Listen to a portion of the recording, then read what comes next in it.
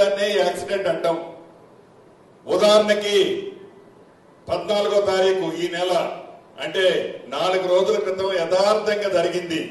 మీకు మీరందరూ వినాల్సింది చెప్తా. జావిద్ అని మన కాంగ్రెస్ పార్టీ కార్యకర్త ఖమ్మం టౌన్ కి అధ్యక్షుడు.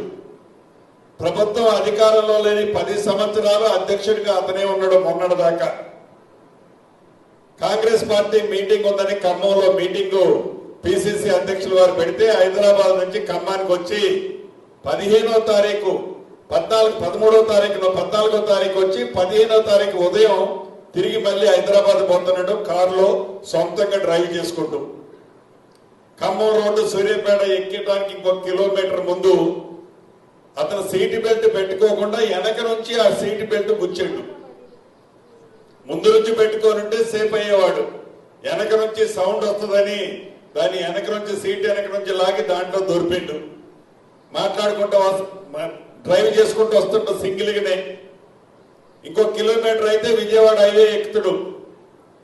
ఆ ఫోన్ మాట్లాడుకుంటూ వస్తున్నాడట. ఆ ఫోన్ జారి కింద పడ్డది. ఫోనే కదా గబక్కని తీసుకుందామని ఇట్లా ఒంగోని ఫోన్ తీసేటప్పుడు ఆ కారు కంట్రోల్ తప్పి డివైడర్ కొట్టి 3 పంటీలు కొట్టింది కారు. సీటు బెల్ట్ పెట్టుకోలేదు. ఆ టాప్ నుండే డోర్ ఒకటి ఉంటుంది కొత్త కార్లకి, అది ఓపెన్ అయిపోయి దాంట్లో నుంచి బయటపడిపోయి స్పాట్ లోనే చనిపోయాడు. 4 రోజుల క్రితం ఇది జరిగింది.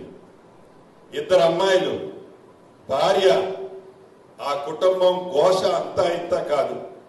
ప్రభుత్వం ఏం చేస్తే ఏం లాభమో 2-3 రోజుల్లో కార్పొరేషన్లు ఇచ్చే దాంట్లో అతని పేరు కూడా ఉంది. కార్పొరేషన్ చైర్మన్ చేద్దాం అనుకుంది ప్రభుత్వం. ఇది ఒక ఉదాహరణ మీకు చెప్తున్నా.